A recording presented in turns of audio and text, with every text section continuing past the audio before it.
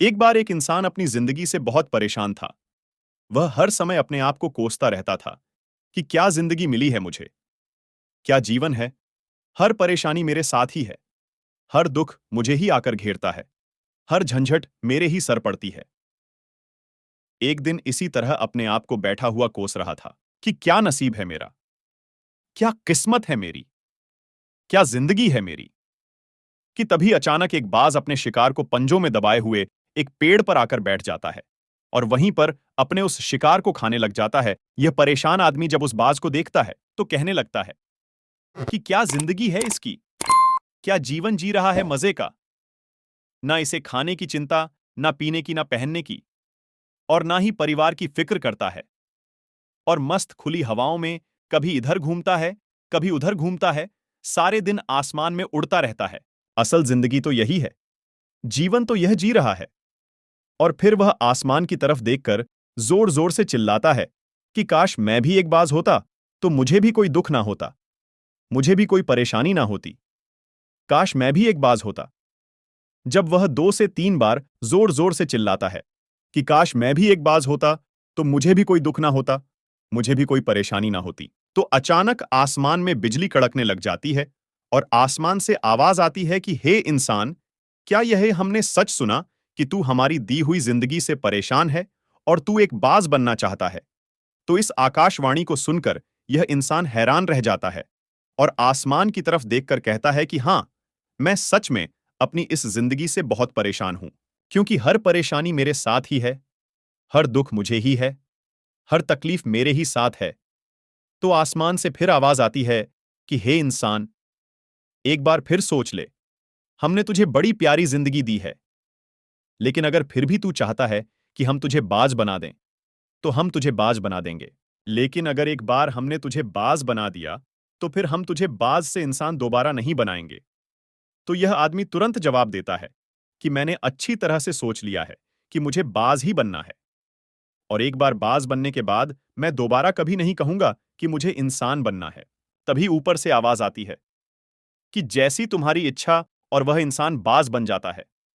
बाज बनते ही वह इंसान खुली हवाओं में उड़ने लगता है। कभी उड़ता हुआ इधर चला जाता है, कभी उड़ता हुआ उधर चला जाता है और सोचता है, क्या मजे की जिंदगी है। असल जिंदगी तो यही है, ना कोई चिंता, ना कोई परेशानी, ना कोई डर। वह सारा दिन ऊंचे आसमान में उड़ता रहता है, 2-3 मिनट पंख मारता है, उसके बाद पंख मारना बंद कर देता है और लंबे समय तक हवाओं में तैरता रहता है। इसी तरह हवाओं में तैरते हुए शाम का समय नजदीक आ जाता है, तो वह सोचता है कि मेरे पास रहने का एक ठिकाना भी होना चाहिए, मेरा अपना एक घर होना चाहिए जहां मैं रात में आराम कर सकूं। तो यह सोचकर वह छोटी छोटी लकड़ियां इकट्ठा करने लग जाता है और एक ऊंचे पेड़ पर अपना घोंसला बनाने लग जाता है। एक एक लकड़ियां इकट्ठा करके वह अपने लिए एक सुंदर सा घोंसला तैयार कर लेता है और रात में उसी में सो जाता है और सोचता है, सुबह उठकर शिकार भी करूंगा और सुबह उठकर फिर से मौज मस्ती भी करेंगे, खुली हवाओं में उड़ेंगे। सुबह होते ही वह शिकार की तलाश में निकल पड़ता है, हवाओं में उड़ता रहता है। ऊपर से जाकर देखता है कि कहीं जमीन में मुझे कोई शिकार नजर आए तो मैं तुरंत जाकर उसे दबोच लूं और वहीं पर खा लूं।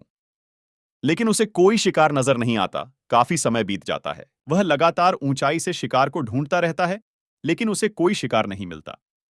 फिर पास एक जंगल होता है, यह उस जंगल में चला जाता है, यह सोचकर कि शायद वहां कोई अच्छा सा शिकार मेरे हाथ आ जाए।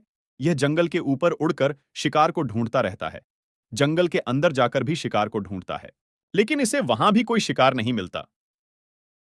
शाम का समय नजदीक आ जाता है, तो मायूस होकर वापस अपने घोंसले की तरफ लौट रहा होता है कि रास्ते में थककर एक पेड़ के ऊपर बैठ जाता है।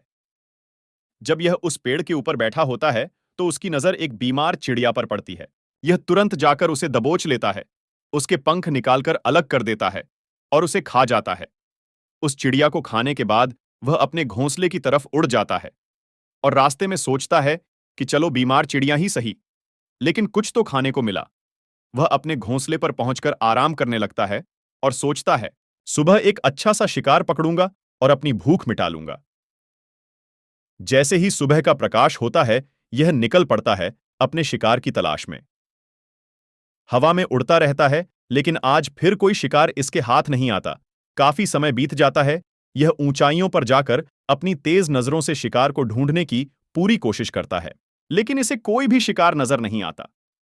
फिर यह पास के उस जंगल की तरफ चला जाता है, लेकिन इसे वहां भी कोई शिकार नहीं मिलता। इसी प्रकार पूरे दिन उड़ते उड़ते शाम का समय नजदीक आ जाता है, तो यह निराश होकर वापस लौटने लगता है और रास्ते में एक पेड़ पर आकर बैठ जाता है।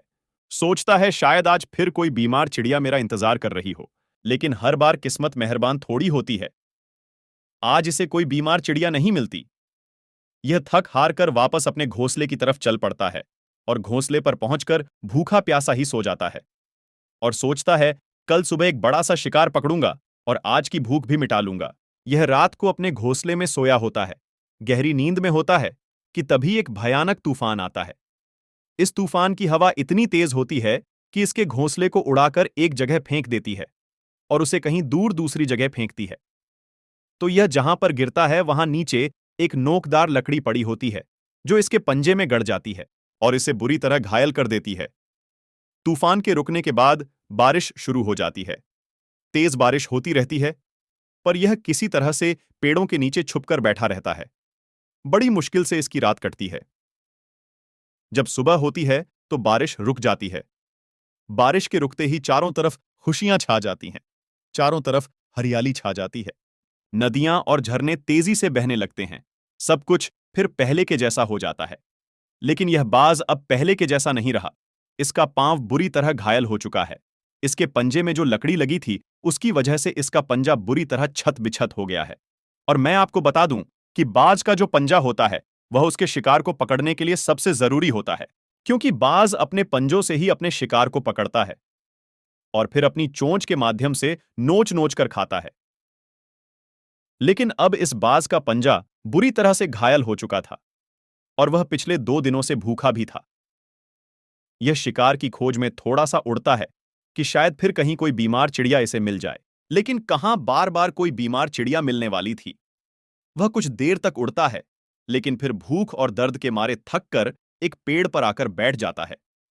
वह पेड़ पर आकर बैठ तो जाता है, लेकिन उसे पता नहीं था कि यहां एक और मुसीबत उसका इंतजार कर रही है। और वह मुसीबत यह थी कि 8-10 कौओं का एक झुंड मिलकर इसे परेशान करने लग जाते हैं। इसके ऊपर आकर इसके घाव में चोंच मारने लग जाते हैं। उन्हें भी पता चल जाता है कि यह बाज घायल है और भूख की वजह से कमजोर भी है। यह बाज उनसे बचने के लिए थोड़ा सा उड़ता है और फिर जाकर बैठ जाता है। उनसे पीछा छुड़ाने का प्रयास करता है, लेकिन वह फिर इसके पीछे आ जाते हैं, तो यह फिर उड़कर थोड़ी दूर चला जाता है, लेकिन वह इसका पीछा नहीं छोड़ते और बार बार इसके पास आकर इसे परेशान करते हैं।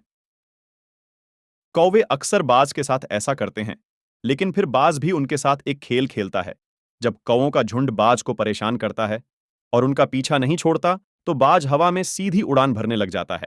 वह तेजी से सीधा ऊपर की ओर उड़ने लग जाता है। कौवे भी उसके पीछे उड़ते हैं, लेकिन कुछ देर तक उड़ने के बाद कौवे ऐसी ऊंचाई पर पहुंच जाते हैं जहां पर उन्हें ठीक से ऑक्सीजन मिलनी बंद हो जाती है। उनका दम घुटने लग जाता है, उनकी सांस रुकने लग जाती है, तो फिर वह वहां से ऊपर नहीं जा पाते। पर क्योंकि बाज तो बादलों से भी ऊपर उड़ सकता है, इसीलिए वह तो ऊपर चला जाता है।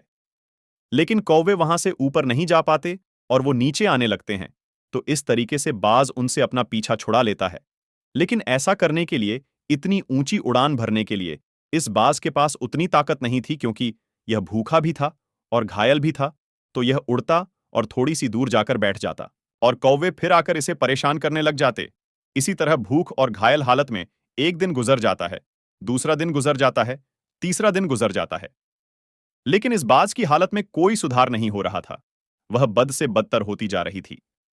चौथे दिन जब यह बिल्कुल खत्म होने पर आ जाता है, इसके अंदर बिल्कुल ताकत नहीं बचती और इसका शरीर इसका साथ छोड़ने लगता है। तो यह किसी तरीके से उड़कर पास ही इंसानों की एक हॉस्पिटल होती है, उसकी छत पर आकर बैठ जाता है और वहां से आने जाने वाले मरीजों को देखता है और अपने आप से कहता है कि काश आज मैं एक इंसान होता, तो ऐसे छोटे मोटे जख्मों का हॉस्पिटल से इलाज करवा लेता, या किसी को बता देता कि मैं भूखा हूं, परेशान हूं, मेरे साथ यह परेशानी है। लेकिन आज मैं एक ऐसा बेजुबान परिंदा हूं जो किसी से कुछ नहीं कह सकता, किसी को अपना दुख नहीं बता सकता, किसी से कोई मदद नहीं मांग सकता। यही बात सोचकर वह उसी छत पे अपना दम तोड़ देता है। वह अपनी जान की कुर्बानी तो दे जाता है, लेकिन साथ ही साथ हमें यह सीख भी दे जाता है कि आपको जैसा बनाया गया है, आप जैसे भी हो, उसी में खुश रहो और उसी में बेहतर करने की कोशिश करते रहो।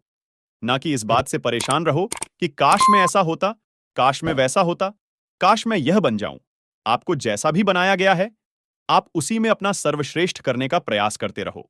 दोस्तों, यह कहानी तो काल्पनिक है, लेकिन हमें जीवन का एक बहुत ही महत्वपूर्ण नियम सिखाकर जाती है कि हम जैसे भी हैं, अच्छे हैं, बस हमें उसी में अपना सर्वश्रेष्ठ करने का प्रयास करते रहना चाहिए। दोस्तों, आपने आज के इस कहानी से क्या सीखा, वह मुझे आप कमेंट में बता सकते हैं। इसी के साथ में उम्मीद है कि आपको आज की कहानी पसंद आई होगी, तो इस कहानी को उस इंसान को शेयर करें जिससे यह कहानी सुनने की जरूरत है, और उसके बाद हमारे चैनल को सब्सक्राइब अवश्य करें। तो चलिए, फिर मिलते हैं ऐसी एक और नई वीडियो में एक नई कहानी के साथ। तब तक के लिए अपना ख्याल रखें। धन्यवाद।